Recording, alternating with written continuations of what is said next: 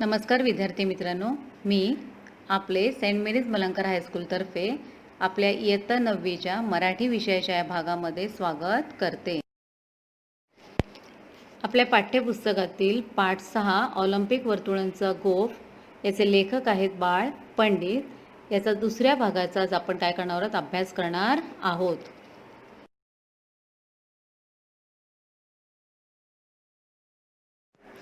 आपल्या पाठाच्या पहिल्या भागामध्ये आपण काय काय शिकलो याचं थोडक्यात आपण काय करून घेऊया, सराव करून घेऊया.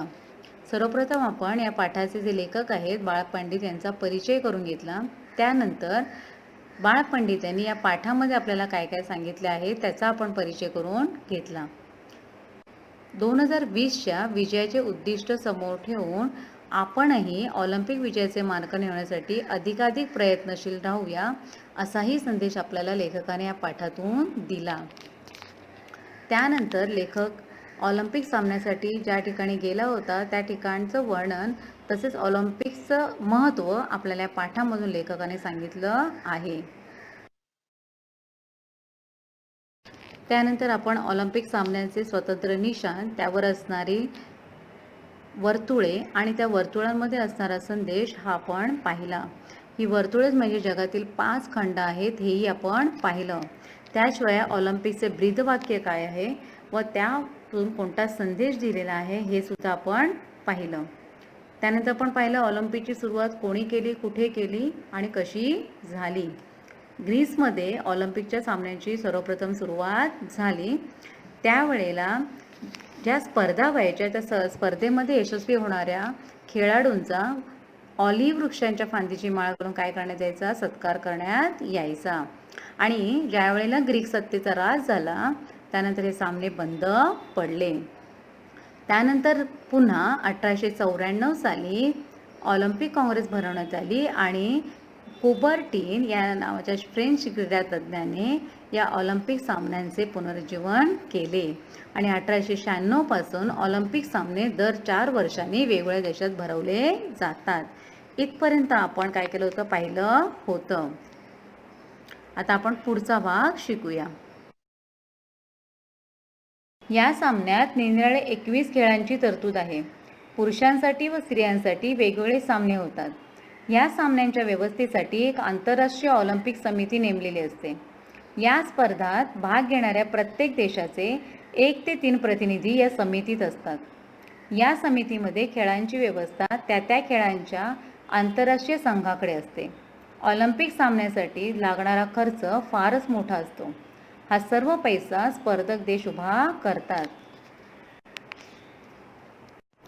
आता आपण पाहिलंच होतं की हे जे सामने आहेत हे ज्या ठिकाणी भरवले जातात त्याला काय म्हटलं जातं, ऑलिम्पिक विलेज. आणि या ऑलिम्पिक विलेजमध्ये वेगवेगळ्या प्रकारची काय केली जाते रे, व्यवस्था केली जाते आणि यासाठी लागणारा खर्च हा फारच मोठा असतो. त्याशिवाय या सामन्यांमध्ये एकूण किती खेळांची तरतूद केलेली असते, 21 खेळांची. म्हणजे पुरुषांसाठी स्त्रियांसाठी असे वेगवेगळे सामने होतात. मग हे सामन्याच्या व्यवस्थेसाठी ना, पूर्ण अरेंजमेंटसाठी आंतरराष्ट्रीय ऑलिम्पिक समिती नेमलेली असते. आंतरराष्ट्रीय म्हणजे काय, इंटरनॅशनल ऑलिम्पिक कमिटी. आणि या स्पर्धांमध्ये भाग घेणाऱ्या प्रत्येक देशाचे जेवढे देश या स्पर्धांमध्ये भाग घेतात ना, त्या प्रत्येक देशांचे 1 ते 3 प्रतिनिधी म्हणजे काय, रिप्रेझेंटेटिव्ह या समितीमध्ये असतात.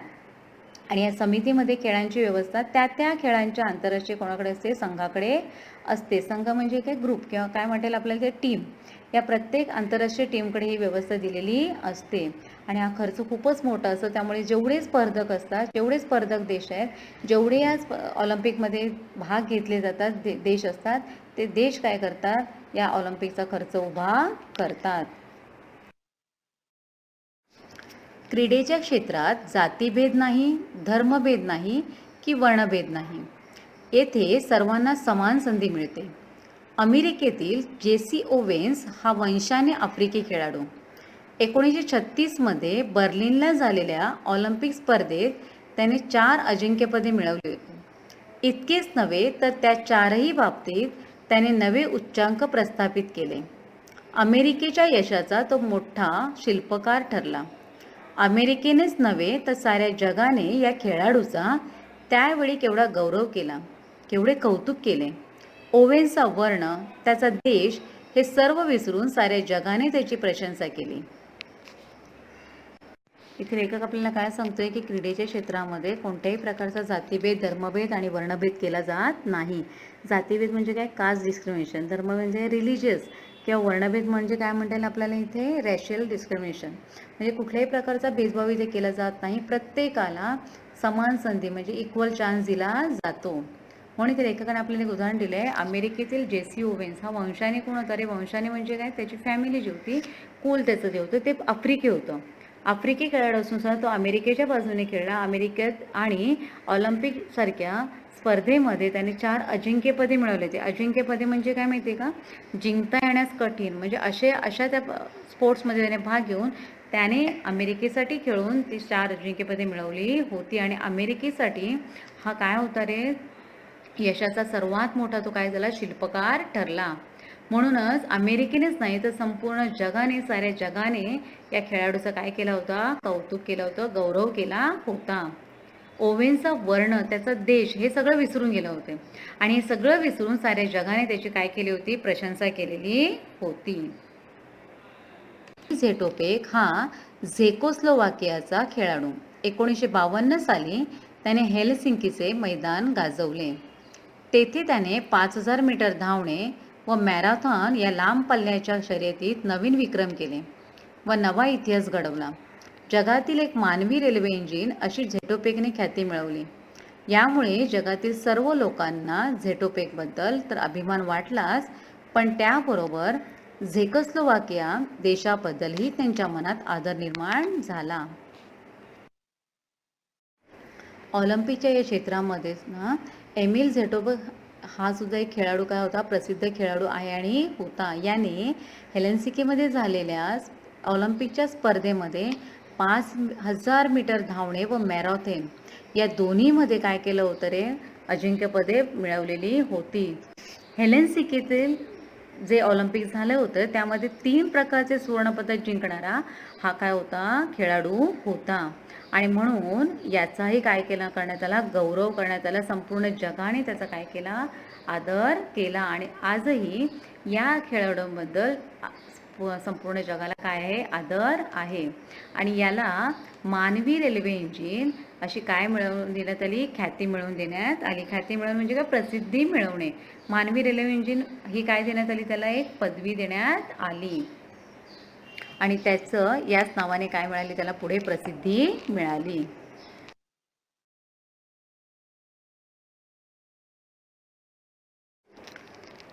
आफ्रिकेतील इथिओपियाचा अबेबे बिकिला या खेळाडूने तर अनवाणी पायाने मॅरेथॉन लांब पल्ल्याची शर्यत जिंकली. एवढे मोठे अंतर त्याने 2 तास 15 मिनिटात काढले. फॅनी बॅकर्स या स्त्री खेळाडूने तर 1948 साली ऑलिम्पिकचे मैदान दणाणून सोडले. 100 व 200 मीटरच्या शर्यतीत प्रथम क्रमांक मिळवला. भारताने हॉकीच्या स्पर्धेत अनेक वर्ष अजिंक्यपद टिकवले. सुप्रसिद्ध भारतीय हॉकी खेळाडू ध्यानचंद यांचे नाव कित्येक वर्ष जगात सर्वांच्या जिभेवर नाचत होते. ऑलिम्पिकच्या मैदानावर खेळाडू खेळत असतात तेव्हा खेळाडूंना पराक्रमाचा व प्रयत्नवादाचा संदेश देणारा ध्वज डौलाने फडकत असतो. त्या ध्वजावरील 5 खंडांची 5 वर्तुळे समतेचा व विश्वबंधुत्वाचा संदेश जगाला देत असतात. तर त्याच्या शेजारी क्षुद्र विचारांचा अंधकार घालवणारी ज्योत तेवत असते. अबेबे बिकिला हा जो खेळाडू होता ना रे मुलांनो, तो 1960 साली त्याने ऑलिम्पिकमध्ये अनवाणी पायाने शर्यत जिंकून जागतिक विक्रम केला होता. अनवाणी म्हणजे काय रे? आपल्याला माहिती आहे जेव्हा आपण रनिंग करतो त्यावेळेला त्याचे स्पेशल काय घेतले जातात? शूज घातले जातात, हे की नाही? पण हा जो खेळाडू होता ना, याने अनवाणी म्हणजे पायात शूज न घालता मॅरेथॉन म्हणजे काय असते? सर्वात लांब पल्ल्याची धावण्याची शर्यत असते. या मॅरेथॉन स्पर्धेमध्ये त्याने काय केलं होता? विजय प्राप्त केला होता. आणि एवढे मोठे अंतर त्याने किती तासामध्ये कट केले होते म्हणजे संपवले होते? तर 2 तास 15 मिनिटात त्याने ते अंतर काय केले होते? काढले होते. त्याचबरोबर फॅनी बॅकर्स ह्या सुद्धा काय होत्या, स्त्री खेळाडू. या स्त्री खेळाडू यांनी सुद्धा काय केलं होतं रे, 100 आणि 200 मीटरच्या शर्यतीत प्रथम क्रमांक मिळवला होता. म्हणजे असे अनेक खेळाडू जे आहेत त्यांनी ऑलिम्पिकमध्ये स्वतःचं वर्चस्व काय केलं, निर्माण केलं. ध्यानचंद यांनी सुद्धा, हे एक सुप्रसिद्ध आपले भारतीय हॉकी खेळाडू, यांनी कित्येक वर्ष जगाच्या जीवेवर त्यांचं नाव ठेवलं होतं. एवढे सुंदर ते काय करत होते, हॉकीच्या क्षेत्रामध्ये त्यांनी आपली काय केली होती, कारकिर्दी केली होती. ऑलिम्पिकच्या मैदानावरती कित्येक वर्ष आपले नाव काय करत होते, ते गाजवत होते आणि आपल्या हॉकी खेळाला काय केलं, त्यांनी पुढे आणण्याचा सर्वात मोठा जो प्रयत्न होता तो कोणी केला होता, ध्यानचंद यांनी केला होता. म्हणूनच आपल्याला माहिती आहे, भारतामध्ये राष्ट्रीय क्रीडा दिन जो साजरा केला जातो तो ध्यानचंद यांच्या नावाने केला जातो. नॅशनल स्पोर्ट्स जे आपण जो सेलिब्रेट करतो तो कोणाच्या नावाने केला जातो रे, मेजर ध्यानचंद यांनी अनेक गोल्ड मेडल्स काय केली आहेत, आपल्या भारताला मिळवून दिली.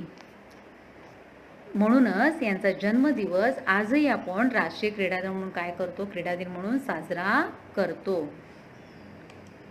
अशा प्रकारे ना ऑलिम्पिक जे खेळ आहे आपला, तो खेळाडूंना प्रयत्नाचा, पराक्रमाचा काय देतो, संदेश देतो. आपण पहिल्यांदाच पाहिलं, सर्वप्रथम पाहिलं आपण, त्यांचा जो ध्वज असतो तो काय केला जातो, डौलाने फडकत असतो आणि त्या ध्वजामध्ये सुद्धा कोणता संदेश दिलेला असतो रे, ते सुद्धा आपण पाहिलं. मग त्याचबरोबर या ध्वजावरील जे 5 खंड आहेत ते आपल्याला काय देतात, समतेचा आणि विश्वबंधुत्वाचा संदेश जगाला देतात. तर त्याच्याच बरोबर बाजूला जी ज्योत असते, आपण कुठलाही स्पोर्ट्स चालू करायच्या आधी आपण ती ज्योत पेटवतो आहे ना. मग ती ज्योत जी असते ना, ती काय सांगते रे, की शुद्र विचार, शुद्र म्हणजे काय, चुकीचे विचार किंवा कमी दर्जाचे विचार जे आहेत ते विचार आपण काय केले पाहिजे, नष्ट केले पाहिजे. आणि त्या विचारांचा अंधकार बाजूला घालून आपण काय केला पाहिजे, आपल्या जीवनामध्ये प्रकाशाची ज्योत काय केली पाहिजे, तेवत ठेवली पाहिजे. आणि हाच संदेश आपल्याला ऑलिम्पिक काय देतो, खेळ देतो. सर्वांना समजले काय, पाठामध्ये आपल्याला काय दिलेलं आहे. तर आपण थोडक्यात काय पाहूया, या पाठाचा खालचा स्वाध्याय पाहूया. स्वाध्याय पहा. प्रश्न पहिला, आकृती पूर्ण करा. पहिला, क्रीडेच्या क्षेत्रात नसलेल्या गोष्टी. कोणत्या गोष्टी नाही आहेत रे, करेक्ट, जातीभेद, धर्मभेद, वर्णभेद. दुसरा प्रश्न आहे, एमिल झेटोपेक याने विक्रम केलेले खेळ. कोणते 2 खेळ त्याने विक्रम केले, म्हणजे त्याने त्याच्यामध्ये प्रसिद्धी मिळवली. एक तर 5000 मीटर धावणे आणि दुसरं मॅरेथॉन, म्हणजेच काय, लांब पल्ल्याची शर्यत त्याने जिंकली.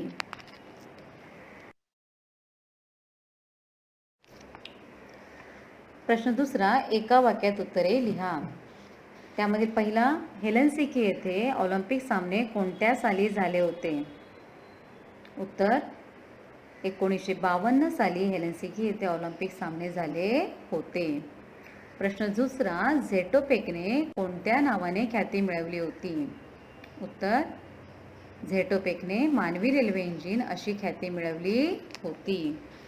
प्रश्न तिसरा, कोणाचा जन्मदिवस राष्ट्रीय क्रीडा दिन म्हणून भारतात साजरा केला जातो.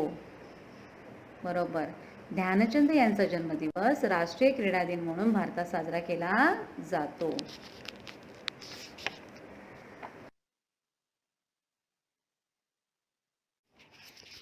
पुढचा प्रश्न पहा, जोड्या जुळवा.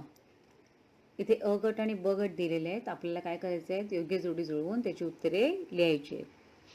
अ गटामध्ये पहिलं अबेबे बिकिला, दुसरं फॅनी बॅकस, तिसरं ध्यानचंद आणि चौथं संदेश देणारा.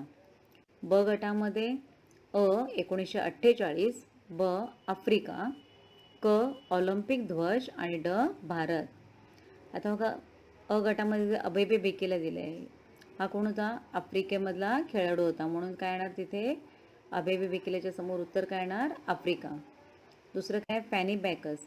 फॅनी बॅकस हिने काय केलं होतं, 1948च्या ऑलिम्पिकमध्ये 4 सुवर्णपदक जिंकले होते, म्हणून फॅनी बॅकसच्या समोर काय येणार, 1948. ध्यानचंद हे भारताचे खेळाडू होते, म्हणून ध्यानचंदच्या समोर काय येणार, भारत. आणि चौथं, संदेश देणारा. कोण संदेश देतो आपल्याला, ऑलिम्पिक ध्वज, म्हणून तिथे उत्तर काय येणार, ऑलिम्पिक ध्वज. ही उत्तरे तुम्हाला वहीत लिहायची आहे.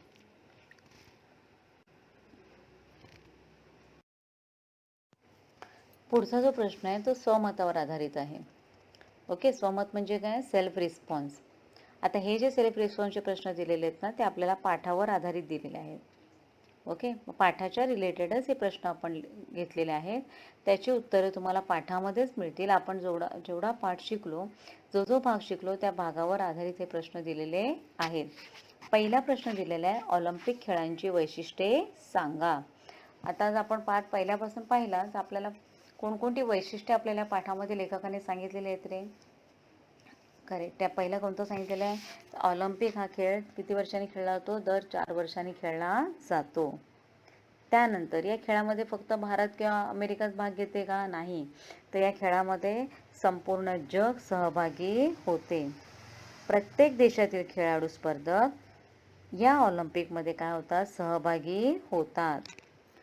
का ऑलिम्पिक स्पर्धा सुरू केल्या होत्या रे? तर प्रत्येक देशाचे अन्य देशांशी मैत्रीचे आणि जिव्हाळ्याचे संबंध निर्माण व्हावे म्हणून या क्रीडा स्पर्धा काय केल्या जातात? भरविल्या जातात. इथे स्त्री व पुरुष या दोघांनाही समान संधी दिली जाते. कोणत्याही प्रकारचा भेदभाव इथे केला जात नाही. जातीभेद, धर्मभेद, वर्णभेद अशा प्रकारचे कोणतेही भेद या खेळांमध्ये केले जात नाहीत. संपूर्ण जगात प्रेम, आपुलकी, जिव्हाळा, समता, सद्भावना, शिस्त व ऐक्य, मैत्री वाढीस लागावी हाच या स्पर्धेचा काय आहे? मुख्य उद्देश आहे.